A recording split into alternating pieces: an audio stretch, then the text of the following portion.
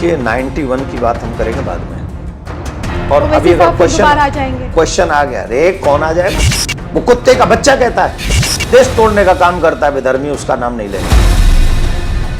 Profit का तो भाईचारा है, पाकिस्तान चाहिए तो भाईचारा है, बांग्लादेश चाहिए तो भाईचारा है, लेकिन तुम्हें कृष्ण भूमि चाहिए तो भाईचारा नहीं है।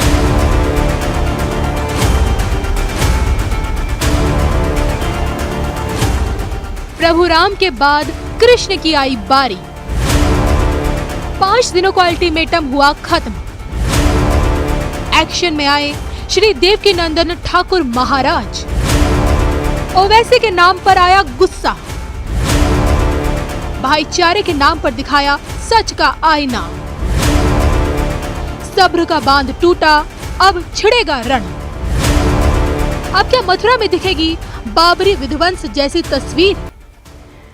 नमस्कार, मैं हूं आपके साथ कविता राणा। आज धर्म ज्ञान पर हमारे साथ मौजूद हैं संत समाज से आने वाली एक ऐसी प्रभावशाली शख्सियत जिन्होंने इस समाज में विश्व पटल पर बतौर कथावाचक, गायक और आध्यात्मिक गुरु के तौर पर एक अनूठी पहचान अपनी बनाई है और लाखों करोड़ों लोगों के यूथ आइकन भी हैं। हमारे साथ मौजूद हैं श्री महाराज देवकीनंदन ठाकुर जी। महाराज जी, आपका स्वागत है। बहुत बहुत धन्यवाद आपको और आपके सभी व्यूअर्स को मेरा प्यार भरा राधे राधे। महाराज जी, मथुरा से आप आते हैं। अभी आपका एक बयान आया था कि मथुरा में जब आप आते हैं, यहाँ माथा टेकते हैं, फिर भी आपको दर्द होता है, क्यों? नहीं, उसके पीछे सीधा सा रीजन है कि जिस जगह पर हम जाते हैं जी, जिस जगह पर श्रद्धालु जाते हैं, वो स्थान जन्मभूमि नहीं है, वहां भगवान का जन्म नहीं हुआ। वो बाद में भागवत भवन बना दिया गया कि चलो लोग आए और पूजन करें। वो जो स्थान है वो अंदर कहीं और है, जिसको हमसे अलग रखा गया है।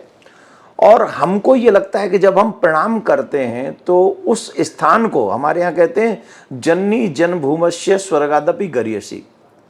जन्मभूमि जो साधारण मानव की भी है, वो स्वर्ग से भी लाख गुना ज्यादा होती है। और वही जन्मभूमि जो अजन्मा है, फिर भी वो जन्म लेकर आता है। किसके लिए?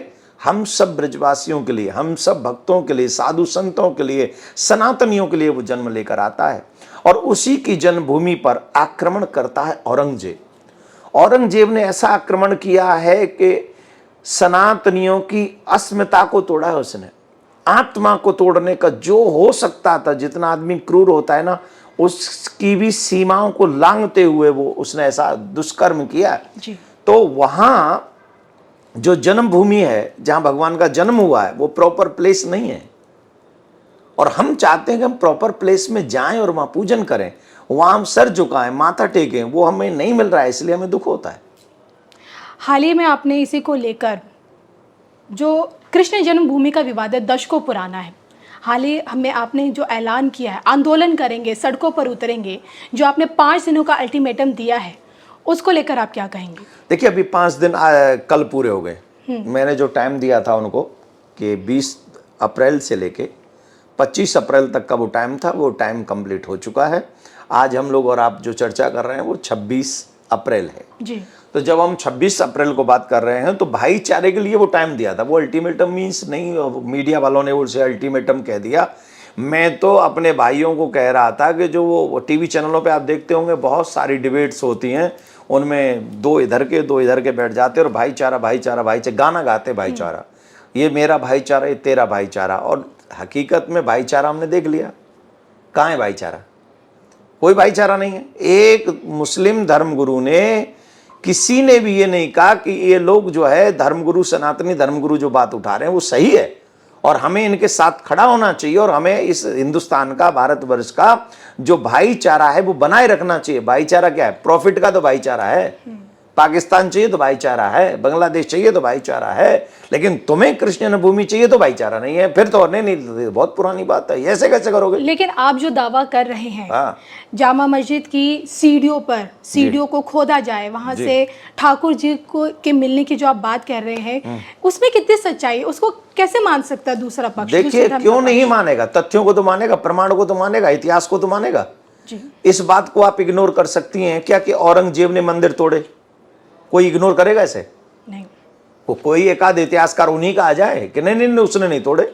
लेकिन वो सारी तो बातें अतीत हो चुकी है अरे ना। क्यों अतीत क्योंकि हो? राह में तो इतने रोड़े हैं। अभी धर्मगुरु की तरफ से 1991 वाला कानून आ जाएगा कि आज़ादी के टाइम से जो मंदिर बगल में जो मस्जिदें बनी उन्हें कोई नहीं तोड़ सकता है। देखिए 91 की बात हम करेंगे बाद में।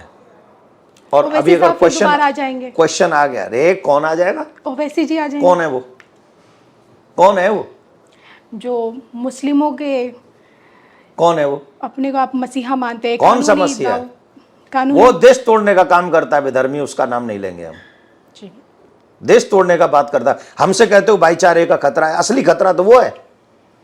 वो भड़काता है, वो गालियां देता है,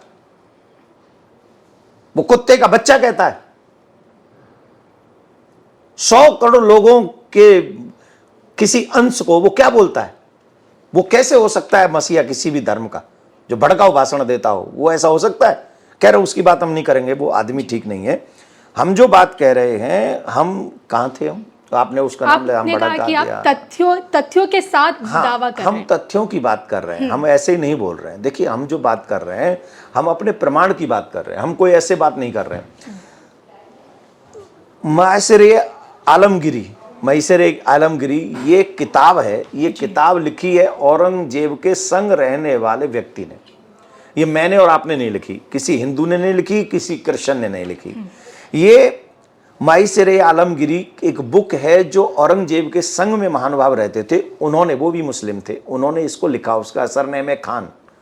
उन्होंने इस बुक को लिखा और उस बुक के 60 नंबर पेज पर उन्होंने इस बात का जिक्र किया है कि औरंगजेब ने ये ऑर्डर दिया कि मथुरा के कृष्ण जन्मभूमि मंदिर को तोड़ा जाए और वहाँ जो मूर्तियाँ रखी हैं उन्हें आगरा में लाया जाए और उसे जामा मस्जिद, जैसे शाही मस्जिद भी कहा जाता है, क्योंकि ये उनकी किसी बहन ने बनवाया उस मस्जिद को, तो उस मस्जिद की सीढ़ियों के नीचे गड़वाया जाए। क्यों गड़वाया जाए? बोले यहाँ। अब आप एक बात बताइए, कौन सा भाईचारा वो औरंगजेब निकृष्ट प्राणी निभा रहा है? ईमानदारी से बताइए, जिसका आज हम सपोर्ट कर रहे हैं। मैं भाईचारा मांग रहा हूं, किस लिए मांग रहा हूं? मेरे भगवान को वहां से लाने के लिए। और आप किसके लिए जिद अड़ रहे हो वहां पे?